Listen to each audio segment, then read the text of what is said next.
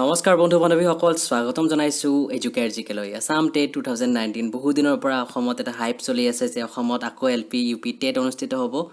কিছুদিন আগতে যথেষ্ট এই বিষয়ে চৰ্চা চলিছিল, কিন্তু ছেপ্টেম্বৰত অনুষ্ঠিত হোৱাৰ কথা আছিল টেট, অসম টেট এলপি ইউপিৰ কাৰণে, কিন্তু এতিয়ালৈকে কোনো নটিফিকেশ্যন অহা নাছিল যোৱা কেইদিনত। কিন্তু আজি আমি আপোনালোকৰ বাবে লৈ আহিছোঁ এটা এক্সক্লুজিভ খবৰ।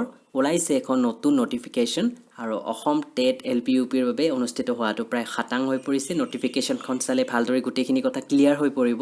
চ' বেছি দেৰি নকৰাকৈ আপোনালোকৰ সৈতে মই নটিফিকেশ্যনখন শ্বেয়াৰ কৰোঁ। গোটেইখিনি তথ্য তাতে ভালদৰে উল্লেখ কৰা আছে আৰু গোটেইখিনি কথা আপোনালোকে গম পাব এক্সক্লুজিভলি এডুকেয়াৰজিকে চেনেলটোত। ভিডিঅ'টো ভাল পালে বন্ধু বান্ধৱীসকল লাইক কৰিব। চেনেলটো যদি এতিয়ালৈকে ছাবস্ক্ৰাইব কৰা নাই, আশা কৰিছোঁ ছাবস্ক্ৰাইব কৰি ল'ব।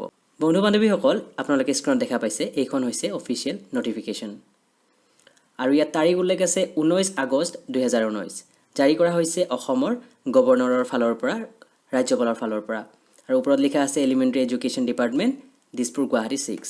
চ' ইয়াতে কি লিখিছে, ইয়াতে নম্বৰটো দিছে অৰ্ডাৰৰ, লগতে লিখিছে যে অসমত যিহেতু এলপি ইউপি টেট অনুষ্ঠিত কৰা হ'ব, সেইটো খাটাং হৈ পৰিছে। গতিকে তাৰ পৰীক্ষা অনুষ্ঠিত কৰাৰ বাবে প্ৰতিখন জিলাত একোটা district level examination monitoring committee গঠন কৰা হ'ব তলত দিয়া ধৰণে।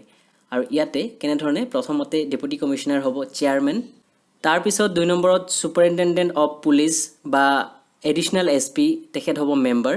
3 নম্বৰত ইনস্পেক্টৰ বিস্কুল, তেখেত হ'ব মেম্বাৰ ছেক্ৰেটাৰী। তাৰপিছত ডিষ্ট্ৰিক্ট এলিমেণ্টাৰী এডুকেশ্যন অফিচাৰ অৰ্থাৎ DO, তেখেত হ'ব মেম্বাৰ। তাৰপিছত এগৰাকী গভমেণ্ট অফিচাৰ ছুপাৰভাইজাৰ হিচাপে থাকিব, DC নমিনেট কৰিব, তেখেত হ'ব মেম্বাৰ। আৰু centre in charge, head of the institution, য'ত পৰীক্ষা হ'ব, তেখেত হ'ব মেম্বাৰ। তো এই 6জনীয়া এখন কমিটি গঠন কৰা হ'ব বা ইতিমধ্যে হৈছে, সেই বিষয়ে ইয়াতে লিখিছে।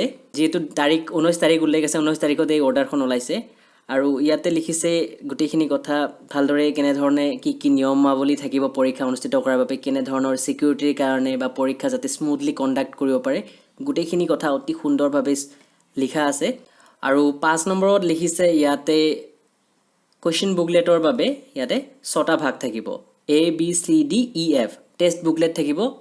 চ' ইয়াতে গোটেইখিনি তথ্য উল্লেখ আছে। আৰু তলত এই অৰ্ডাৰ জাৰি কৰিছে প্ৰীতম শইকীয়া ছাৰে, তেখেত হৈছে commissioner and secretary to the government of Assam elementary education department. আৰু অৰ্ডাৰখনৰ তলৰ পিনে ৰীতা গগৈ মেমৰ ছিগনেচাৰ আছে, তেখেত হৈছে joint secretary to the government of Assam elementary education department. গতিকে এইখন অফিচিয়েল খবৰ, অফিচিয়েল আপডেট হয়, অফিচিয়েল নটিফিকেশ্যন।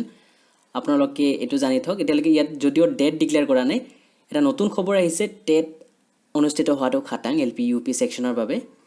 আৰু এইখন হৈছে শেহতীয়া নটিফিকেশ্যন, আমি আপোনালোকৰ সৈতে শ্বেয়াৰ কৰিছোঁ। খবৰটো যদি ভাল লাগিছে, ভিডিঅ'টো লাইক, কমেণ্ট আৰু শ্বেয়াৰ কৰিব। যদিহে এতিয়ালৈকে আমাৰ চেনেলটো ছাবস্ক্ৰাইব কৰা নাই, আশা কৰিছোঁ ছাবস্ক্ৰাইব কৰি ল'ব। বন্ধু বান্ধৱীসকল, ভিডিঅ'টো ইমানতে শেষ কৰিবলৈ লৈছোঁ। ধন্যবাদ।